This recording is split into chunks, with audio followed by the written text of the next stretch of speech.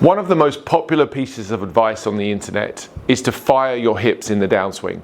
Get open at impact, just like the best players in the world do, to help you hit the ball further. Well, I'm here to tell you that that piece of advice is absolutely killing your golf game.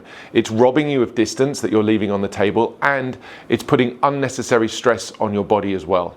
In today's video, I'm going to share with you a drill that will transform the way you do the downswing, add distance to every single club in your bag, and make the swing feel more effortless than ever before.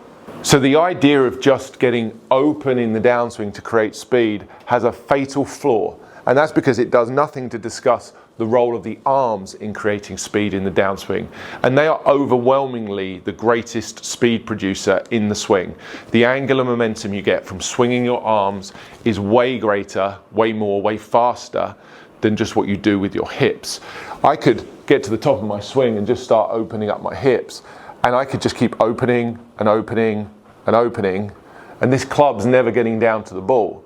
Where is the discussion about the role of the arms in getting this club down to the golf ball? I see golfers all the time fall foul of this error. They come to me with their arms stuck behind them. They've got this elbow away from their body in the downswing. They're beginning to uncock the club prematurely to try and get it down to the ball. And it not only robs them of distance, it robs them of any sort of consistent contact. So if you think that might be something you've been trying to do in your swing, consider for a second the fact that the hips don't need to be as open as you think. This drill I'm about to share with you is one that will increase the amount of speed that you can put into the ball with less effort than before. For the drill, I'd like you to place an alignment stick here through the front belt loops of your pants. You're going to be amazed at how this drill works in terms of what it shows with regards to downswing sequence. If I get to the top and I fire my hips prematurely, I'm going to find that my arms and club get jammed up here in the downswing and I run into the stick. That's a no-no. Not only is that more awkward and effortful, it's also robbing you of distance. What we want to do is get to the top with this stick turned, because my knees will have changed flex and my hips will have turned. I get to the top and my arms win the race down to the ball before the stick does. Now, of course, the stick eventually starts to get there. We are opening the hips slightly through impact. Tour average is somewhere around 30 to 40 degrees of open hips at impact. But that doesn't mean you do that as soon as you start the downswing. So I'm sharing with you here an exercise that's going to help you to get the arms down off your body correctly, add more speed. Remember, the speed of these arms is far greater than the speed of the hips in terms of what it adds to the swing.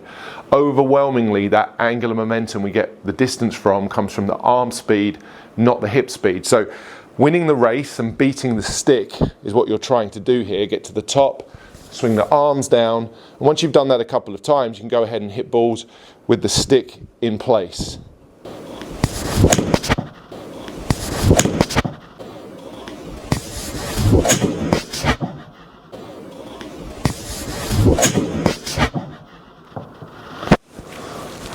So I managed to get the arms down first.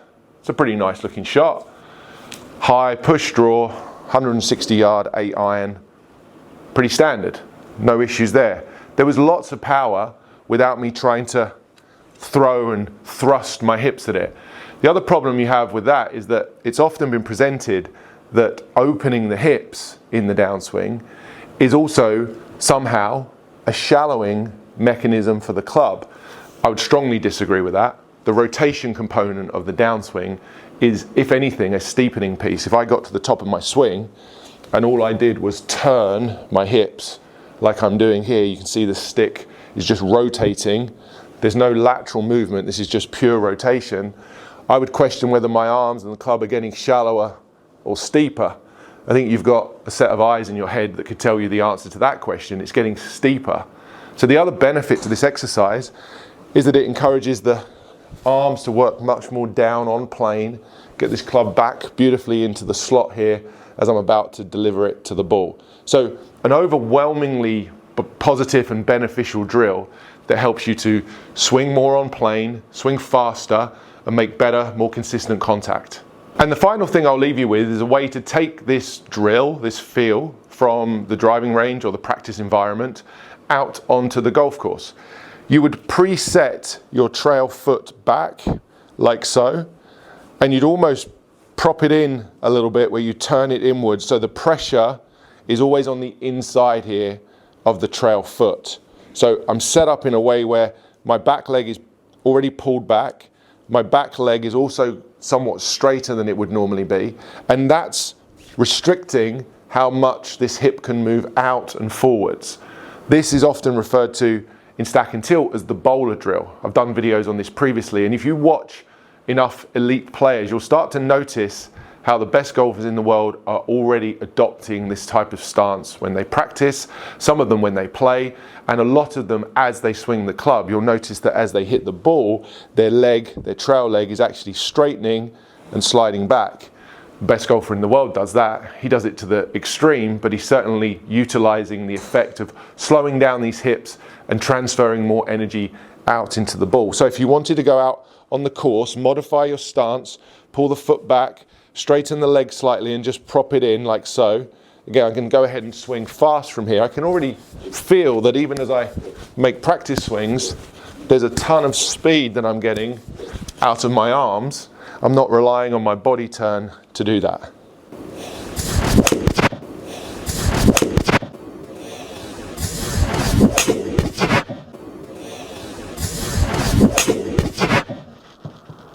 That one felt really solid. That one's gone miles. 175 yards of carry, slight overdraw, which is why it's gone up 185 in total. That's an 8-iron. That's gone miles. And that had zero feeling of any turn at all in the downswing. I got all of the power there out of the arms and into the club. That's the trick. That's the improved sequence that you're looking for that will, as I say, add distance to all of the clubs in your bag currently, and that swing felt effortless. No power feeling from my side.